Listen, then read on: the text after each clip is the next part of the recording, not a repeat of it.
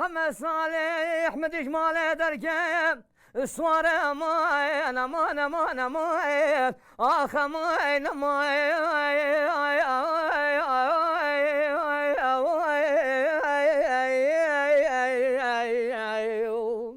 دنگبیج اسماعیل سیران oğlu دنگبیجک جول مرگه اوی همو سالن خوینج عمر خوی چوی د خدمت چند قدیم دنگبیجی دا خرج کریه کلام و کلام دنگ و بیج جبو وی وک آونان بقدر و بقیمته افضل خدا نگری کاروبار زبستانه جبو کو دنگبیجی ناو نفشین نو دا جارک دن آجرو بده اوی کوچن خواج جول مرگه بار کریه و حاتی الوانه کن ودایه و دیوان خانه دنگبیجی وکریه لدیوان خانه خواه زاروک و جوان کرد پرورده ای دنگبیجی دکن گری حیا بکرد چا و آبرچه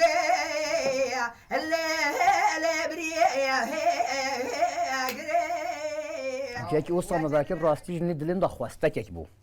یعنی دا خازیام هری یکو چیوا مگوب دستی مباهات از بشیمی یک مزل بیدش یک اوغجی بیتن از دیوانخانه کی وکم زاروکا در دور خواه از برو بکم از واز زاروکا رنگا دنگا شواز دنگ بیجی سلیق دنگ بیجی بهادینا یه حس که بهادینا یه حس که بوتا یه حس که خرزا یه حس بکتنجی سرحت ام واز زاروکا پرورده بکن فيري دنگ بيجي لو كنت نوبازي قندي لو ما جاء لبا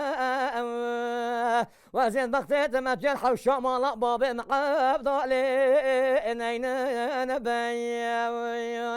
خودی یک جه بزب و فسکو فساده گنده مگلکن دیکو بابه داده بجن صبرا ده ما كنت بجن هفته 8 سال بريان هشي تدید معقوله که انسان که حش خاکری دیوان خانه و هبو دنگ بیش تونه بری انسان زانات چون گهدار دنگ بیجات کرد به آوای تا خملاندنه به آوای تا خملاندنه آوا دنگ بیجا روشنبیل گر و دنگ بیج بو یعنی دنگ بیج جه کی جدایی بو مجه ام حسکن ویدری کو او زاروک اویج بزاننه کو بله دنگ بیجی هو صابو و چاو مهوجهت بیدید ابرو که دنگ بیجی خلاص بیش برکو دنگ بیجی خلاص بیت تشتا کوجمه بیتن چی که اثر ملیمن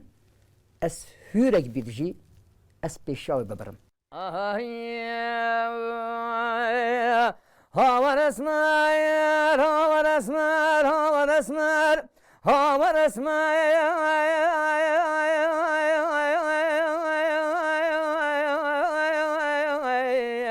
آیله اسمر حوری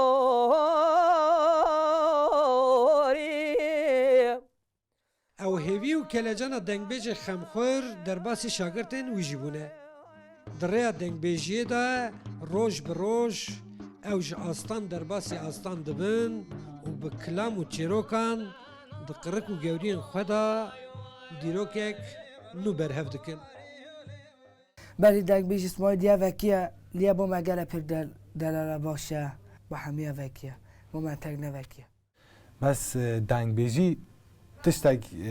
جدایه نش بی کلام دینه چند هنر آمده دا عشق خدمت دانه اوین خدمت دانه شر خدمت دانه آخر نامه ها کردی بشه که جسکره که آخر نشان مدد و تبیجه متعلق ابو مدبیجه چی روکات بیجتن قابل مکلام گفت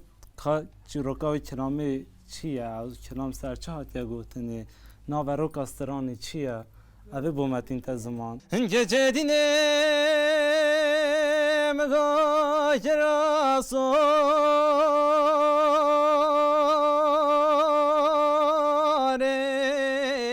آخلال فیستان شینه حلیم جانه مقابدن خلکی تاهلی آینه بردلی مشرینه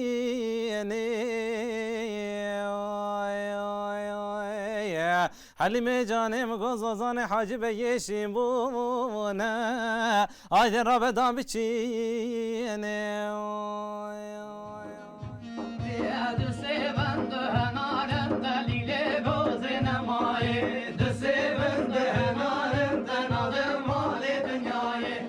Sed sala 21 de di qelbê metropolek Serhedê de di apartmanek betonî de dîwanxaneya İsmail Seyranoğlu li hêviya deng û bêjên ciwanin.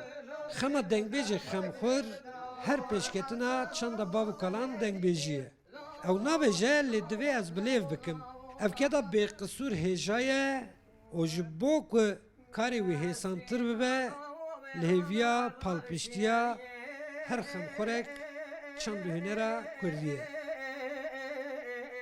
Abdülselam Akıncı Ruda,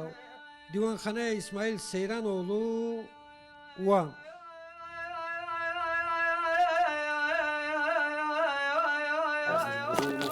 Hemen de sen İslam